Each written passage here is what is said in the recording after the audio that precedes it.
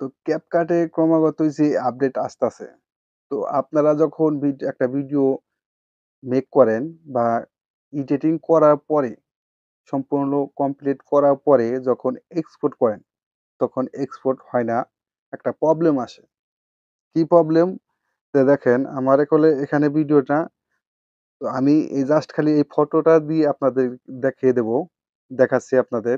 এই ফটোটা দিয়ে আপনাদের দেখাচ্ছি। তো ধরেন আমার এই ফ এটাই আমার ভিডিও।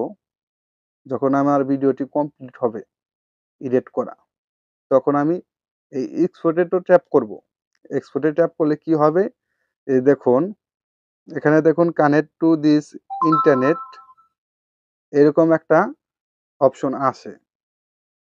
আমরা জেনে থাকি আগে যে আমরা ক্যাপকাটে ভিডিও এডিটিং করার পরে ডাটা কানেক্ট অফ ছাড়াই আমরা ভিডিওটি এক্সপোর্ট করতে পারতাম বা সেভ করতে পারতাম। এখন থেকে আপনারা এই ফিচারটা পাবেন না।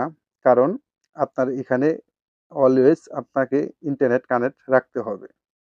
কারণ এখান থেকে আপনাদের যে এক্সপোর্ট করবেন যে ভিডিওটা, ওই এক্সপোর্ট করার সময় আপনাকে অবশ্যই অ্যাড দেখতে হবে। অ্যাড দেখে প্রিমিয়াম করে তারপরে এখানে আপনার ওই ভিডিওটা এক্সপোর্ট করতে হবে বা সেভ করতে হবে। আমরা এখানে ট্যাপ করলে, হাজার ঘন্টা এখানে ট্যাপ করলেও আমাদের CapCut এ এখন ডাটা কানেক্ট অফ রেখে ভিডিওটা সেভ হবে না। এই সমস্যাটা অনেকেই পড়ছেন বা পড়েন। ইউটিউব সার্চ লিস্টে এই কিওয়ার্ডটাই বেশি, যে CapCut সেভিং প্রবলেম বা সেভ করা যায় না। এই কিওয়ার্ড লিখেই অনেকেই সার্চ করছেন। যার কারণে আমি ওই কিওয়ার্ড দেখে দেখলাম যে এই ভিডিওটা তো কেউ করে নাই। যার কারণে আমি এই ভিডিওটা করলাম। আপনারা বুঝতে পারলেন বা জানতে পারলেন কি কারণে সেভ হয় না CapCut এ এখন। CapCut এ এই ফিচারগুলা এড করার ফলে আমাদের এই সমস্যাটা আসলো। এতদিন আমরা CapCut এ ফ্রিতে ব্যবহার করতে পারছি। বাট এখন থেকে আর এটা পারব না। আমাদেরকে অ্যাড দেখতে হবে।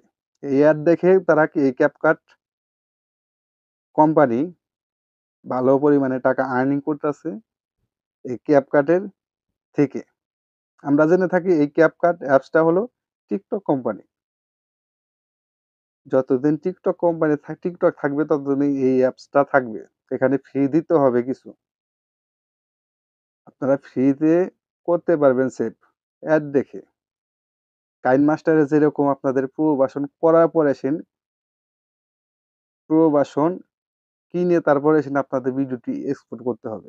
বা এক্সপোর্ট করলে প্রিমিয়াম ভার্সন না করলে আপনাদের সেখানে ওয়াটারমার্ক থাকে। CapCut এ আপনাদের এই ওয়াটারমার্কটা রিমুভ করার পরে আপনারা যখন এক্সপোর্ট করবেন তখন আপনাদের এই প্রবলেমটা হয়। আশা করি জানতে পারলেন এই প্রবলেমটা কিসের কারণে চলে আসে।